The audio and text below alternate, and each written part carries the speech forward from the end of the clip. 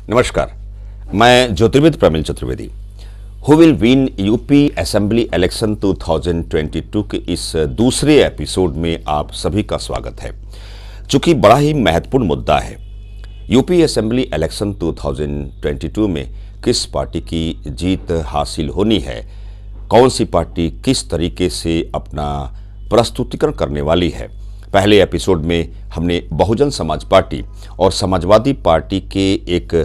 संभाव्य स्थिति को हमने अपने वीडियो के माध्यम से आप तक वह बात पहुंचाने की कोशिश की है। मित्रों, यदि हम कांग्रेस की बात करें, मैं किसी राजनेता विशेष की जनपत्रिका की बात इसलिए नहीं कर रहा हूं कि जो नेट के माध्यम से किसी राजनेता की जनपत्रिका की प्राप्ति होती है वह त्रुटिपूर्ण भी हो सकती है। कांग्रेस पार्टी का एग्जैक्टली गठन 2 जनवरी 1978 वाली जनपत्रिका को मैं आधार बना रहा हूं, जो बृहस्पति से संबंधित मीन लग्न की जनपत्रिका है और कन्या राशि है। कांग्रेस पार्टी के गठन वाले उस मुहूर्त काल में ध्यान देने वाली बात है कि बृहस्पति से संबंधित लग्न पत्रिका है और बृहस्पति 19 फरवरी 2022 से 19 मार्च 2022 तक निस्तेज वाली अवस्था कालखंड में एंट्री कर जाएंगे, अर्थात देवगुरु बृहस्पति अस्त प्राय वाले स्थिति में एंट्री करेंगे। चूंकि कांग्रेस की जनपत्रिका में दशम जो राज्य का भाव है, किसी भी जनपत्रिका का 10th हाउस राज्य, कर्म और जीविका के भाव को रेखांकित करता है, शासन के भाव के रूप में जाना गया है। उस शासन और राज्य के भाव में सूर्य और शुक्र की युति है। चूंकि शुक्र अस्त है, निस्तेज है और कांग्रेस पार्टी की जनपत्रिका से एक बात ध्यान देने वाली बात के रूप में जो मैं आप तक यह बात पहुंचाने की कोशिश में लगा हूं कि 13 फरवरी 2022 से 14 मार्च 2022 के अंतराल में सूर्य की पोजीशन भी कांग्रेस पार्टी की जनपत्रिका के 12वें हानि व्यय भाव में कुंभ राशिगत सूर्य बेनिफिशियल मोड को अप्लाई नहीं करता हुआ प्रतीत हो रहा है। अर्थात कांग्रेस पार्टी को मशक्कत के उस भाव वाले कालखंड में पहुंचाने की कोशिश में कांग्रेस पार्टी की जनपत्रिका यह संभाव्य काल में एंट्री कराने के लिए इंडिकेट कर रही है। वैसे भी देखा जाए तो माननीय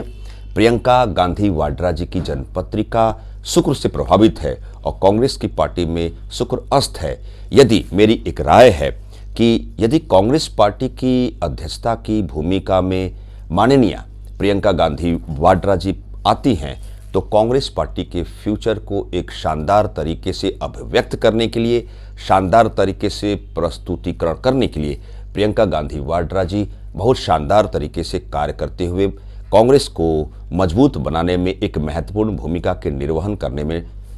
सुंदरता के साथ अपने स्वयं को आगे बढ़ाएंगी, इस पार्टी को भी बढ़ाएंगी और अपने खुद के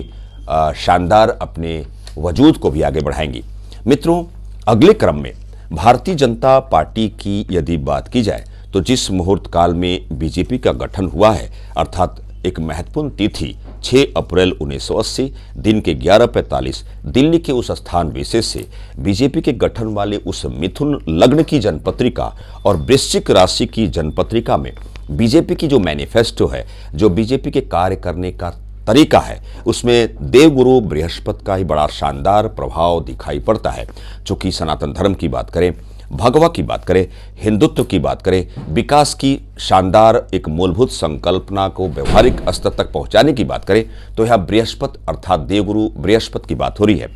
सौर मंडल में ग्रहों के गोचरी व्यवस्था में एक शानदार तिथि है मित्रों, 13 अप्रैल 2022 को बृहस्पति काफी अरसे, कई वर्षों के पश्चात अपने स्वयं की मीन राशि में विराजमान होंगे। चूंकि बीजेपी की जनपत्रिका के दशम जो राज्य का भाव, शासन का भाव, कर्म का भाव है, एक केंद्र के भाव में स्वयं देवगुरु बृहस्पति अपने मीन राशि में शामिल होंगे, शानदार तरीके से प्रवेश करेंगे, अर्थात ग्रह गोचर की व्यवस्था में खुद अपने घर, अपने मीन राशि में एंट्री करेंगे और उस ग्रह गोचर की व्यवस्था में 13 अप्रैल 2022 से आगामी 13 माह के उस संभाव्य काल तक के लिए हंस पंच महापुरुष योग की निर्मिति होगी, अर्थात बृहस्पति का शानदार प्रभाव दिखाई देता हुआ। अर्थात इतना तो तय है कि 13 अप्रैल 2022 से हमारे देश के लिए, हमारे भारतवर्ष के लिए कुछ शानदार अध्यात्म के क्षेत्र की बात की जाए, सनातन धर्म, सनातन संस्कृति की बात की जाए,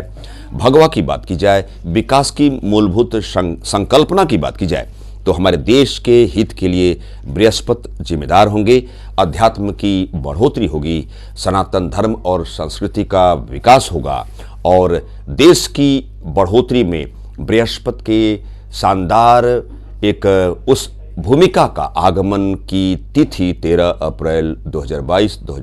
से स्टार्ट हो रही है, शुरू हो रही है, जो बीजेपी की जनपत्रिका के उस मिथुन लग्न के 10वें राजजीव का भाव में खुद अपनी राशि मीन राशि का बृहस्पति कुछ और ही इंडिकेट कर रहा है। मित्रों, अर्थात मैं पहले के एपिसोड में हमने बताया था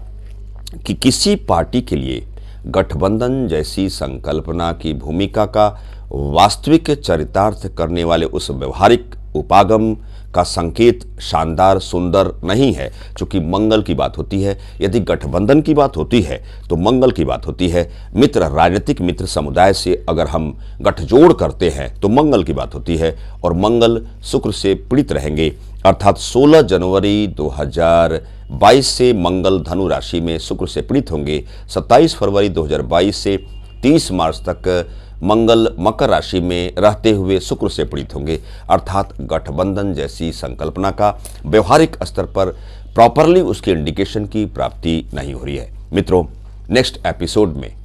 मैं आगामी 2 से 3 एपिसोड में इस निष्कर्ष तक पहुंचने की कोशिश करूंगा कि उत्तर प्रदेश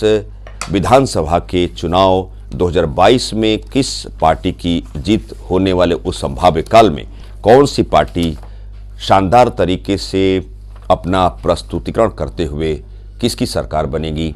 क्या गठबंधन जैसी संकल्पना का समावेशित व्यवस्था खंडित वास्तविक रूप से हो रहा है। अर्थात who will win UP assembly election 2022। इस सेकंड एपिसोड में इस छोटी सी चर्चा के तहत मैं ज्योतिर्विद प्रमिल चतुर्वेदी, नमस्कार।